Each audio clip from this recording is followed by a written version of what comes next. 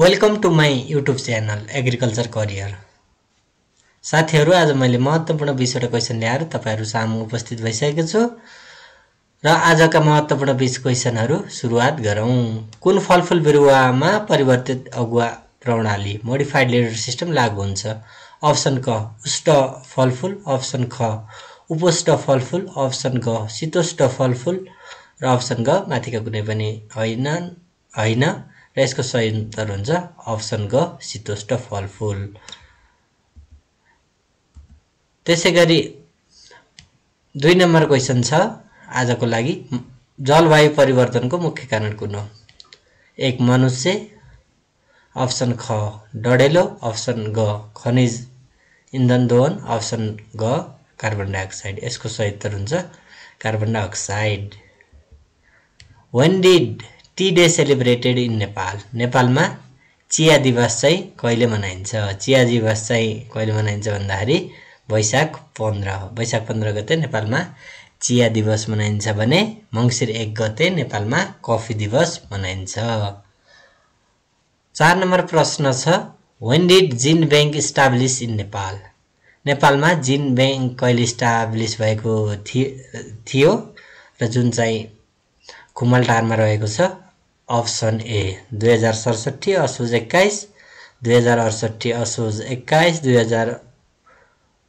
2069 असोज 21, 2070 असोज 21। यसको सही उत्तर हुन्छ 2067 असोज 21।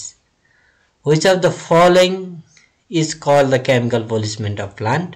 Option A nitrogen, option B phosphorus, option C zinc, option D potash। यसको सही उत्तर हुन्छ potash।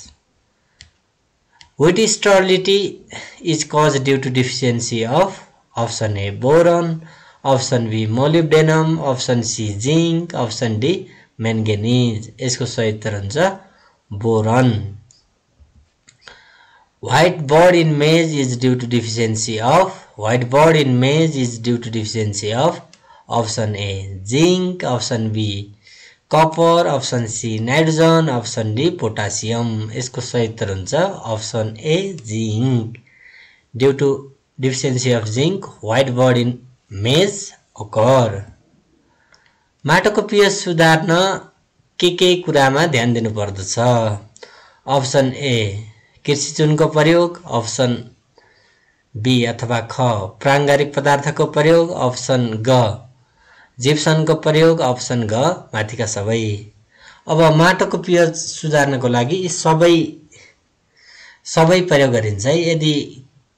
यदि माटो अम्लीय छ भने कृषि चुनको प्रयोग गरिन्छ भने, यदि माटो चाहिँ क्षारीय छ भने जिप्सनको प्रयोग गरिन्छ र प्राङ्गारिक पदार्थले पनि माटोको pH सुधार्नको लागि मद्दत गर्दछ र यसको सही उत्तर हुन आउँछ माथिका सबै। माटोको pH बढाउनको लागि के गर्न सकिन्छ? माटोको pH बढाउनको लागि के गर्न सकिन्छ? कृषि चुनको प्रयोग, प्राङ्गारिक पदार्थको प्रयोग, जिप्सनको प्रयोग र माथिका सबै। माटोको pH बढाउनु भनेको pH 7 भन्दा माथि लैजानु। हाम्रो माटोमा 0 देखि 14 सम्म pH हुन्छ र 7 लाई हामीले न्यूट्रल भनिन्छ। 7 देखि तल छ भने त्यसलाई हामीले अम्लीय भनिन्छ भने 7 देखि माथि छ भने त्यसलाई हामीले क्षारीय भनिन्छ। यदि pH बढाउनको लागि भनेको छ भने यसमा हामीले जिप्सनको प्रयोग गर्न सकिन्छ भने pH घटाउनको लागि कृषि चुनको प्रयोग गर्न सकिन्छ। Primary source of organic matter. Organic म्याटरको प्राइमरी सोर्स कुन हो? Option A plant, option B animal, option C water, option D bird. यसको सही उत्तर हुन्छ option A plant. Plant is the primary source of organic matter। Munal कुन बालीको जात हो? धान, मकै, गहुँ, मास। यसको सही उत्तर हुन्छ गहुँ। गहुँ चाहिँ मुनाल चाहिँ गहुँको जात हो। Agriculture census was conducted in every 10 year। नेपालमा कृषि गणना 10 वर्षमा गरिन्छ भने 2018 सालदेखि नेपालमा कृषि गणनाको सुरुवात भएको थियो। The national rice research program is located in option A Parwanipur, option B Bhairahawa, option C Khumaltar, option D Dhanusha. Rice program हाम्रो कहाँ छ भन्दाखेरि धनुषामा छ भने व्हिट प्रोग्राम हाम्रो केमा छ भैरवामा छ र यसको सही उत्तर आउन हुन्छ Dhanusha. Farmer day was first celebrated on 2021 BS, 2023 BS, 2025 BS, 2027 BS।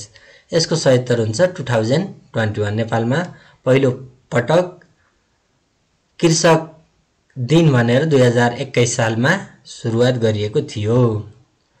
Commercial sericulture was started from which district? Option A Dhankuta, option B Kavre, option C Chitwan, option D Makwanpur. यसको सही उत्तर हुन्छ काभ्रे। 16 नम्बर प्रश्न छ WTO was establish in option A 1992, option B 1995, option C 1997, option D 1998। WTO चाहिँ 1995 एडीमा establish भएको थियो। 1995 जनवरी 1 मा यो चाहिँ सुरुवात भएको थियो। त्यसैगरी प्रश्न नम्बर 17 यस प्रकार रहेको छ औसत धान उत्पादन हुने क्षेत्रमा 1 केजी धान उत्पादन गर्न कति लिटर पानीको आवश्यकता पर्दछ? Option B 1332, option B 1432, option C 1532, option D 1632। यसको सही उत्तर हुन्छ 1432। 1 केजी धान उत्पादन गर्नको लागि 1432 लिटर पानीको आवश्यकता पर्दछ। त्यसैगरी नेपालमा उत्पादन हुने कफी मध्ये सबैभन्दा धेरै उत्पादन हुने जात कुन हो? Option A arabica, option B liberica, option C robusta, option D माथिका सबै। यसको सही उत्तर हुन्छ अप्सन ए अरबिका। नेपालमा उत्पादन हुने कफी मध्ये सबैभन्दा बढी अरबिका जातको कफी उत्पादन बढी हुन्छ। त्यसैगरी प्रश्न नम्बर 19 यस प्रकार रहेको छ सबैभन्दा कडा विषादीको लेभल कुन रङको हुन्छ? अप्सन ए रातो, अप्सन बी हरियो, अप्सन सी पहेँलो, अप्सन डी नीलो। सबैभन्दा कडा विषादीको लेभल चाहिँ रातो हुन्छ, त्यसपछि पहेँलो हुन्छ, त्यसपछि हरियो हुन्छ, त्यसपछि नीलो हुन्छ। हामीले प्रयोग गर्न अथवा किसानलाई सिफारिस गर्दाखेरि हरियो र नीलो रङको विषादी सिफारिस गर्नुपर्छ।